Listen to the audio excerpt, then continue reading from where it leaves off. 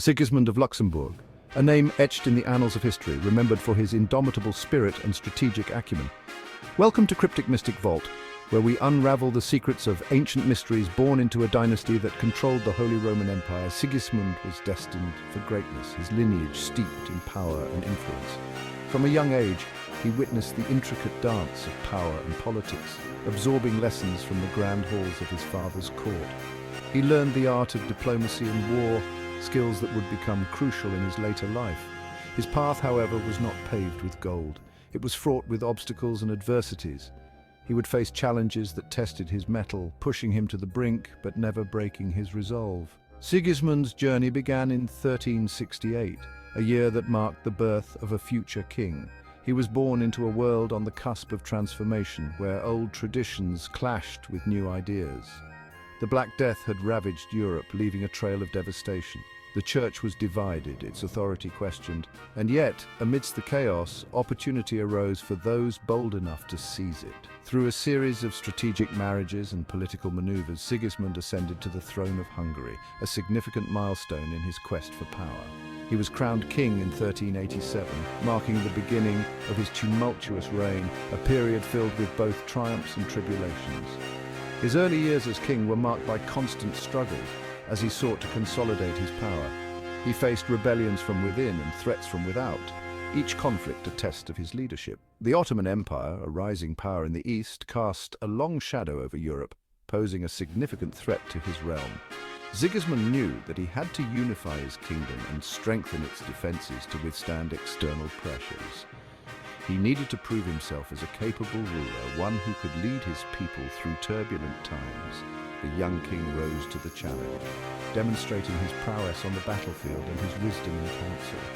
He embarked on campaigns to quell internal strife and secure his borders, ensuring the stability of his kingdom.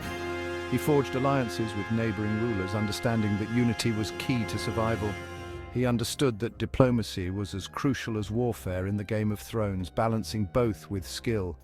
With each success, his reputation as a shrewd and ambitious monarch grew, earning him respect and fear.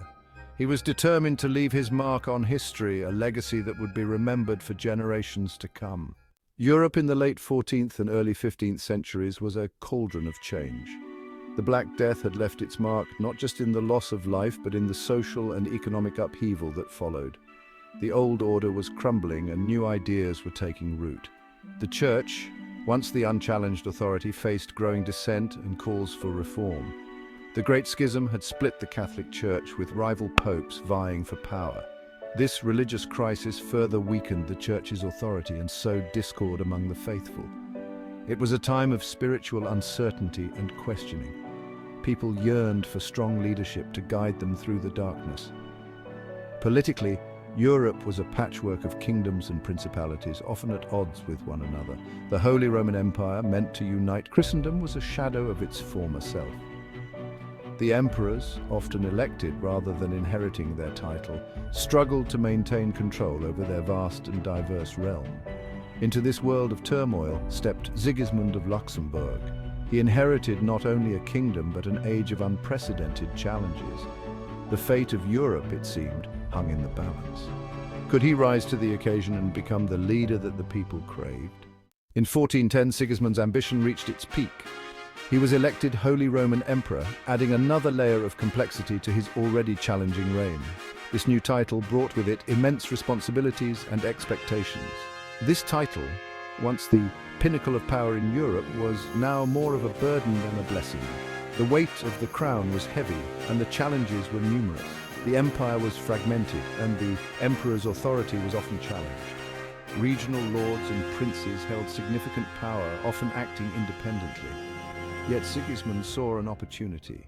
He was determined to bring order to the chaos and strengthen the empire.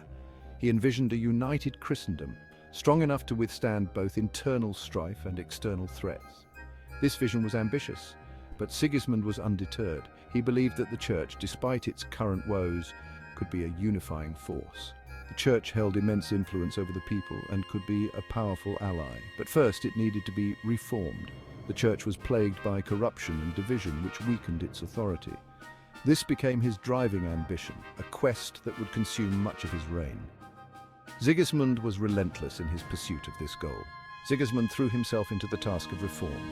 He worked tirelessly, often facing resistance from those who benefited from the status quo. He convened the Council of Constance in 1414, a landmark event that aimed to end the Great Schism and address other pressing issues within the Church. The council was a monumental undertaking, bringing together leaders from across Christendom. The council ultimately succeeded in electing a new pope, restoring unity to the papacy. This was a significant achievement, but it was only the beginning. It was a major victory for Sigismund and a testament to his diplomatic skills. His ability to navigate the complex political landscape was impressive, but the council also exposed the deep divisions within Christendom. These divisions were not easily mended and would continue to cause strife. The trial and execution of Jan Hus, a Czech reformer deemed a heretic by the Church, would have far-reaching consequences. Hus's ideas had already gained a significant following. It ignited the Hussite Wars, a brutal conflict that would plague Sigismund's reign and sow the seeds of religious discord for generations to come. The wars were a stark reminder of the challenges Sigismund faced in his quest for unity and reform. The Hussite Wars were a defining chapter in Sigismund's reign, a tragic conflict that showcased both his determination and his limitations. These wars were not just about territorial control, but were deeply rooted in the religious and social upheavals of the time. Jan Hus, a charismatic preacher, had challenged the Church's authority and called for reforms that resonated with many in Bohemia. His ideas were revolutionary, advocating for a return to what he saw as the true teachings of Christianity, free from the corruption of the established Church. His execution, sanctioned by the Council of Constance, sparked outrage among his followers. The burning of Hus was meant to be a warning, but instead it ignited a fervent movement. The Hussites, as they became known, took up arms, defending their faith and their right to worship as they saw fit. They were not just fighting for religious freedom, but also for social justice and national identity. They were a formidable force, united by their religious zeal and their resentment of Sigismund's perceived betrayal. Their unity and determination made them a powerful adversary. They employed innovative military tactics, using wagons and firearms to devastating effect. These tactics were revolutionary at the time and gave the Hussites a significant advantage in battle. Sigismund faced a dilemma. He was a devout Catholic, determined to defend the Church against heresy. His faith was unwavering, and he saw the Hussite movement as a direct threat to the religious order he was sworn to protect. Yet he was also a pragmatic ruler who understood the need for peace and stability. He knew that endless war would only weaken his kingdom and his rule. He led multiple crusades against the Hussites, seeking to crush the rebellion by force. These crusades were costly and bloody, draining the resources of his kingdom. But the Hussites proved resilient, their faith fueling their resistance.